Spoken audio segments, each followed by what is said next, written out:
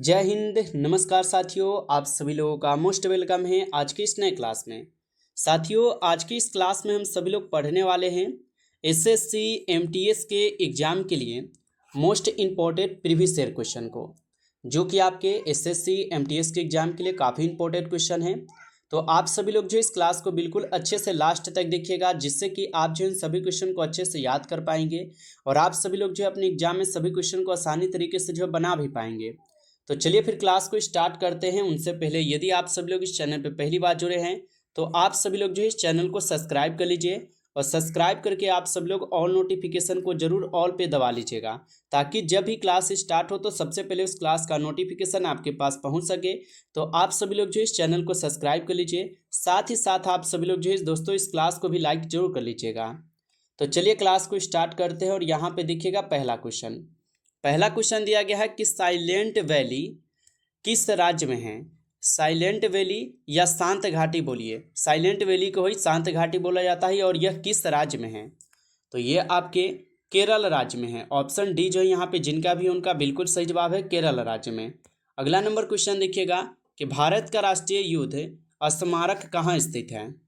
तो भारत का राष्ट्रीय युद्ध स्मारक कहाँ पर स्थित हो जाएंगे, तो यह स्थित है आपके नई दिल्ली में। ऑप्शन डी जो है यहाँ पे इस क्वेश्चन का सही जवाब है, नई दिल्ली में। अगला नंबर क्वेश्चन आप सभी लोग देखिएगा कि आगा खा कप किस खेल से जो है संबंधित है। सभी लोग आंसर लगाइए कि आगा का कप जो है ये किस खेल से संबंधित है। तो ये संबंधित है आपके हॉकी खेल से। ऑप्शन डी जो है यहाँ पे इस क्वेश्चन का सही जवाब है, हॉकी के खेल से। चलिए अगला नंबर क्वेश्चन आप सब लोग देखिएगा कि सुल्तान जोहर कप डैश के साथ जुड़ा हुआ है। तो सुल्तान जोहर कप जो है ये किसके साथ जुड़ा हुआ है, तो सुल्तान जोहर कप आपके हॉकी के साथ जुड़ा हुआ है। ऑप्शन ए हो जाएंगे इस क्वेश्चन का सही जवाब। चलिए अगला नंबर क्वेश्चन देखिएगा कि अंतर्राष्ट्रीय ओजोन दिवस जो है कब मनाया जाता है। दोस्तों हर एक क्वेश्चन बिल्कुल इंपॉर्टेंट और सिलेक्टेड क्वेश्चन लिए हैं, जो कि आपके एसएससी एमटीएस के एग्जाम में सीधा सीधा देखने को मिलेंगे प्रश्न। तो आप लोग इन क्वेश्चन को अच्छे से याद कर लीजिए आप सब लोग, ठीक है। चलिए बताइए कि अंतर्राष्ट्रीय ओजोन दिवस कब मनाया जाता है। तो ये मनाई जाती है आपके 16 सितंबर को। ऑप्शन डी कीजिएगा आप सभी लोग जो है इस क्वेश्चन का सही जवाब। चलिए अगला क्वेश्चन देखिएगा आप लोग कि राजा बिंबिसार के दरबार में उस प्रसिद्ध चिकित्सक का क्या नाम है जो भगवान बुद्ध के निजी चिकित्सक थे। तो राजा बिंबिसार के दरबार में उस प्रसिद्ध चिकित्सक का क्या नाम है जो भगवान बुद्ध के निजी चिकित्सक थे। तो आपको पता होना चाहिए ये जीवक थे। ऑप्शन सी हो जाएंगे इस क्वेश्चन का सही जवाब। चलिए अगला नंबर क्वेश्चन की ओर बढ़ते हैं और अगला क्वेश्चन देखिएगा आप सभी लोग, पारसी धर्म के संस्थापक कौन थे। चलिए लगाइएगा आंसर आप सब लोग कि पारसी धर्म के संस्थापक कौन थे। तो पारसी धर्म के संस्थापक हो जाएंगे कौन, जरथुष्ट्र हो जाएंगे। ऑप्शन ए यहाँ पे जिनका भी आ रहा है उनका सही जवाब है। चलिए आगे बढ़ते हैं और अगला क्वेश्चन आप सभी लोग जो है देखिएगा। आगे क्वेश्चन क्या दिया गया है, क्वेश्चन दिया गया है कि जेंद अवेस्ता किसका पवित्र धार्मिक ग्रंथ है। तो जेद अवेस्ता ये किसका पवित्र धार्मिक ग्रंथ हो जाएंगे, तो ये आपके पारसियों का हो जाएंगे। ऑप्शन डी कीजिएगा आप सभी लोग सही जवाब। चलिए अगला नंबर क्वेश्चन देखिएगा आप सब लोग कि स्वतंत्रता की पहली चिंगारी किसने प्रज्वलित की, जिसके कारण 1857 की विद्रोह की शुरुआत हुई। यानी स्वतंत्रता की पहली चिंगारी किसने जो है ना प्रचलित की थी, जिसके कारण जो है ना 1857 के विद्रोह का शुरुआत हुआ था। तो ये तो आपको पता होगा, मंगल पांडे के द्वारा जो ही हुआ था। ऑप्शन सी हो जाएगा सही जवाब। अगला क्वेश्चन है आप सभी लोग का, लखनऊ में 1857 के विद्रोह का नेतृत्व किसने किया था। तो लखनऊ में 1857 के विद्रोह का नेतृत्व किसके द्वारा किए गए थे, तो ये किए गए थे आपके बेगम हजरत महल के द्वारा। ऑप्शन बी जो है यहाँ पे इस क्वेश्चन का बिल्कुल सही जवाब है, बेगम हजरत महल के द्वारा। चलिए अगला क्वेश्चन देखिएगा आप लोग, निम्नलिखित में से किस स्थान की ऊंचाई सबसे अधिक है। तो यहाँ पे आपको बताना है कि निम्नलिखित में से किस स्थान की ऊंचाई जो है सबसे अधिक हो जाएंगे। तो आप सभी लोग जो है याद रखिएगा, रानी खेत की ऊंचाई जो है ये सबसे ऊंचाई है और सबसे अधिक है। चलिए आगे देखते हैं अगला क्वेश्चन क्या है। क्वेश्चन दिया गया है, भारत और श्रीलंका को अलग करने वाली जल राशि है। बताइए यहाँ पे कि भारत और श्रीलंका को अलग करने वाली जल राशि कौन सी है। तो यहाँ पे उस जल राशि का नाम क्या हो जाएंगे, पाक जल संधि हो जाएंगे। ऑप्शन सी कीजिएगा आप सभी लोग यहाँ पे सही जवाब। चलिए अगला नंबर क्वेश्चन देखिएगा आप सभी लोग, भारत के किस शहर को पूर्व का एथेंस के रूप में जो है जाना जाता है। तो भारत के किस शहर को पूर्व का एथेंस के रूप में जो है जाना जाता है? तो ये जाने जाते हैं किसके? मंदूरे को। ऑप्शन सी कीजिएगा इस क्वेश्चन का सही जवाब मंदूरे को। चलिए अगला नंबर क्वेश्चन देखिएगा आप सभी लोग। निम्नलिखित में से कौन सी नदी बंगाल की खाड़ी में गिरती है? काफ़ी इंपॉर्टेंट क्वेश्चन है, बताइएगा। निम्नलिखित में से कौन सी नदी बंगाल की खाड़ी में जो है गिरती है? तो ये आपके कावेरी नदी हो जाएंगे। ऑप्शन बी जो है यहाँ पे जिनका भी आ रहा है उनका बिल्कुल सही जवाब है। दोस्तों अभी तक आप सभी लोग जो इस क्लास को लाइक नहीं किए हैं तो आप सभी लोग जो इस क्लास को ज़्यादा से ज़्यादा सभी लोग लाइक कर लीजिए, और चैनल पे पहली बार जुड़े हैं तो आप सब लोग जो है चैनल को भी सब्सक्राइब करके और नोटिफिकेशन को जरूर दबा लीजिएगा, ताकि जब भी क्लास स्टार्ट हो तो सबसे पहले नोटिफिकेशन आपके पास उस क्लास का पहुंच सके। क्योंकि आपके एसएससी एमटीएस के एग्जाम के लिए आपको बेस्ट कंटेंट के साथ, आपके मोस्ट इंपॉर्टेंट क्वेश्चन के साथ आपको क्लास दिए जा रहे हैं, और आपको यहाँ पे डेली क्लास प्रोवाइड कराए जाएंगे। तो आप सब लोग चैनल को भी सब्सक्राइब करके जरूर जाइएगा। चलिए आगे देखते हैं क्वेश्चन क्या है।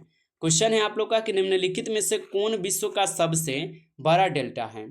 बताइएगा कि निम्नलिखित में से कौन विश्व का सबसे बड़ा डेल्टा हो जाएंगे? तो गंगा, ब्रह्मपुत्र डेल्टा, जो कि ये क्या है? तो विश्व का सबसे बड़ा डेल्टा है। ऑप्शन सी कीजिएगा आप लोग सही जवाब। चलिए अगला क्वेश्चन देखिएगा आप लोग। भारतीय रेलवे बोर्ड अधिनियम किस वर्ष जो है पास हुआ था? तो भारतीय रेलवे बोर्ड अधिनियम किस वर्ष में पास हुआ था? तो ये आपके कब हुआ था पास? 1905 में। ऑप्शन यहाँ पे ए जो है इस क्वेश्चन का बिल्कुल सही जवाब है, याद रखिएगा 1905 में। अगला क्वेश्चन है आप सभी लोग का कि राज्यसभा सदस्य का कार्यकाल कितने वर्षों का होता है? दोस्तों यहाँ से प्रश्न 100% आपके एग्जाम में सीधा सीधा देखने को मिलेंगे, जिससे कि आप लोग का सिलेक्शन हो पाएगा। बताइए कि राज्यसभा सदस्य का कार्यकाल कितने वर्षों का होता है?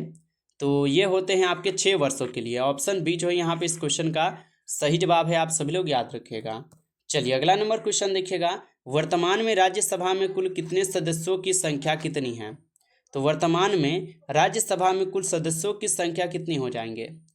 तो वर्तमान की बात की जाए तो राज्यसभा में सदस्यों की कुल संख्या हो गई है आपके 245। ऑप्शन डी कीजिएगा आप सभी लोग इस क्वेश्चन का यहाँ पे सही जवाब। चलिए अगला नंबर क्वेश्चन देखते हैं कि भारतीय संविधान के को लागू होने से लेकर कितने वर्ष के लिए अंग्रेजों को संघ की एक सहयोगी भाषा के रूप में जो है स्वीकार किया गया था? तो इनको कितने वर्षों के लिए किए गए थे? तो इनको जो है 15 वर्ष के लिए, यानी कि 15 वर्ष के लिए इनको जो है ना यहाँ पे स्वीकार किए गए थे। चलिए अगला नंबर क्वेश्चन आप सब लोग देखिएगा। हिंदी को भारत की राज्य भाषा घोषित कराने के प्रयास हेतु किस स्वतंत्रता सेनानी को याद किया जाता है? तो हिंदी को भारत की राज्य भाषा घोषित कराने के प्रयास हेतु किस स्वतंत्रता सेनानी को याद किया जाता है?